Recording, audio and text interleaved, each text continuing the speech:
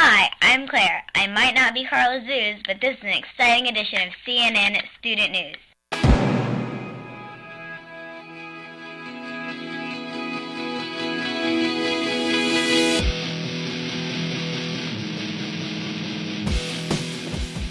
Well, I am Carl Zeus, and we thank Claire for her intro and look forward to yours. Welcome to today's program on this Wednesday, October 20th. Investigators are looking into all possibilities as to why someone started shooting at the Pentagon early on Tuesday morning. Just before 5 a.m., Pentagon police and some construction workers in the area heard at least 5 shots fired.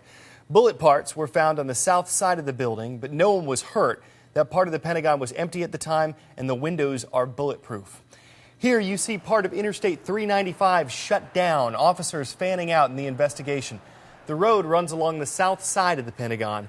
A police director says they're not sure who fired the shots, though they probably came from a rifle. Officials think this was just a random thing that happened. The Pentagon is the headquarters of the U.S. Defense Department. While we're on the subject of security, the holiday season's coming up, and airline travelers might notice something different when they buy their tickets. They'll have to give some extra info, like their birth dates, before they can print up their boarding passes. It's part of Secure Flight. It's a new government plan to increase security in the skies. Jean Meserve shows us who's looking at the extra info we provide and what Secure Flight is supposed to do. At a secure location shown exclusively to CNN, computers and analysts search out known terrorists trying to board airplanes. Ultimately, we're going to be looking at, 2.1 to 2.2 million records a day that go through the system. The program called Secure Flight matches passenger information against government watch lists. Known terrorists on the no-fly list won't get a boarding pass. Those on the so-called selectee list will get extra screening. When you buy a plane ticket now, you have to put in your name just the way it appears on your government ID, your gender, and your date of birth. That additional information will help the government determine who is a known terrorist and who is not. And prevent screw-ups like misidentifying the late Senator Ted Kennedy as a possible terrorist. It should also close gaps like the one exposed when Faisal Shahzad, the Times Square bomber, nearly escaped because an airline hadn't updated its no-fly list. But of course, Secure Flight isn't perfect. An aviation security expert says it'll only look at the names of known terrorists. The problem is, terrorist attacks aren't always attempted by people the U.S. government is familiar with. So even if this new system had been in place 9 years ago, it still wouldn't have caught Mohammed Atta, one of the September 11th hijackers. Today's shout out goes out to Mr. Blessing's social studies classes at Union County High School in Liberty, Indiana. Which country has the most internet users? Is it China, India, U.S., or South Korea? 3 seconds and go.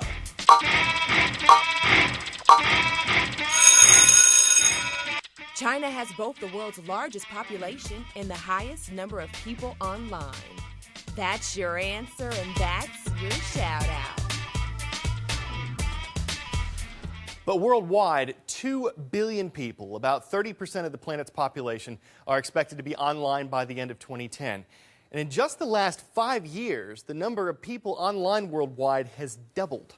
The International Telecommunication Union came out with this report. It also looks at the gap between developed countries and poorer countries. For example, in Europe, roughly 65% of people are online. In Africa, it's fewer than 10%. The International Telecommunication Union is an agency of the United Nations. It says that the key to continued growth, getting more people online, is speed, access to broadband internet. Though 30% of the world will be online by year's end, it estimates, only 8% will have broadband access. Thieves are costing us honest shoppers. Britain's Center for Retail Research says the average American family is shelling out an extra $423 this year, and this is why, in 2010, stores will have lost an estimated $40 billion in merchandise to thieves. So they're spending more on security to protect their stuff. When their costs go up, so do ours, because they have to charge more to keep making profits. It's not quite as bad as it was last year, but Americans are still paying more on average than the rest of the world does for this sort of thing. And the report says the biggest problem isn't shoplifting or employee theft, It's organized crime when a group of people steals large amounts of jeans or baby food, for example, and then resells that at a profit.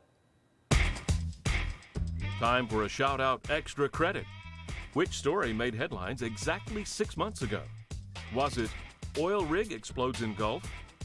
33 miners trapped in Chile? Last U.S. shuttle mission launches? Or last U.S. combat brigade leaves Iraq? Ready, set, go.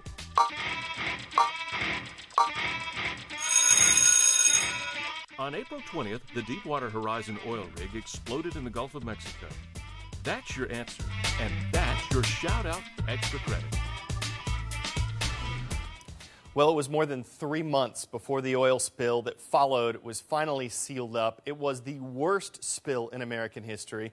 We remember a lot of you writing in our blog that your hearts went out to the families affected and to the animals affected. I remember a lot of you talking about that. And what you might not have heard too much about was the rescue of marine animals. But thanks to Rob Marciano, you're going to hear about it right this second. They smell. I first visited bird rehab centers back in mid-June. There was frantic shuffling of rescued pelicans, cleaning oiled feathers, medically treating the sick. Here you go. And feeding the weak. It's a different scene now. It already smells better in here. Over 800 rescue birds moved through this facility, and more than 2,000 were treated from Louisiana to Florida during the last 6 months. The fact that it's empty is a huge sign of success and makes us very happy. So this is where there were birds just very recently? This morning. This morning there were birds in The here. birds were released out of here. That's huge. The last of the BP-affected birds finally returned to the wild. When they go out and I see them fly out of those kennels, that's when you see me smile. That's when I'm happiest. Come on, guys. I know the feeling. 4 months ago, I got to release some pelicans in Texas. Absolutely spectacular. But the sober fact remains over 6,000 birds were found dead since the spill, and other animals are still fighting for their lives. My God, look at the size of that turtle. Come on, Big Mama. Big Mama tips the scales at 220. And some shrimp? This wounded loggerhead is one of 21 turtles still recovering at the Institute for Marine Mammal Studies in Mississippi. This is one of the Kempsridley affected by the oil spill, and it's important that every couple of days, couple of weeks, couple of months, depending on how sick the animal is, to get a check on their blood, see how the oil's affected them. Marine vets check his heart and lungs, too. I wanted to look inside the mouth and make sure. This guy is recovering from swallowing a fishing hook, likely forced from his normal habitat by the oil slick. Back in the tank he goes. But not back into the wild, not yet.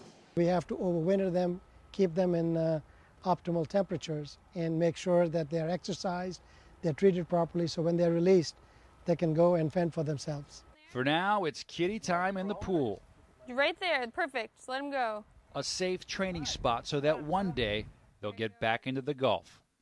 5, 4, 3, 2, 1, 0, blast off! Kids counting down an iPhone's journey into space. Their father, a resident of Brooklyn, New York, put the phone in a takeout box and then hooked it up to a weather balloon and let the thing go. And man, it went 19 miles up, about 100,000 feet, showing the curve of the Earth, the darkness of space. When the balloon finally burst, the phone fell back down to Earth, its fall cushioned by a parachute. Amazingly, it landed only 30 miles from the launch site, and the phone's GPS told the father where to find it. Part of the reason we like that story so much is because it's accessible to us. A lot of us have smartphones or phones with video. We could probably acquire a weather balloon somehow. The only thing is, it could get kind of expensive having to get a new phone if the GPS doesn't work out. Hard to top a story like that in a Before We Go segment, but we're going to try. This comes close. Visiting team, they're the ones in white. They were down 7 points, less than 2 seconds to go in the game, so this was it. They got the kickoff, and then they started passing around the ball. They passed it around and around. One guy fumbled it there, you saw. Another one picked it up, and they just kept it going. Now, whenever you think this play is over, it's not. And though you see the other team rushing the field, the visitors kept the play going. They took the ball, ran it all the way to the end zone, and then they went for 2 points and wound up winning the game. It was a rare example of advancement from a lateral move. And we're going to punt it back to you for now, taking a hike until tomorrow. But fill those bleachers again because Thursday's show will be head and shoulder pads above the competition. I'm Carl Aziz. We're looking forward to seeing you soon. Bye now.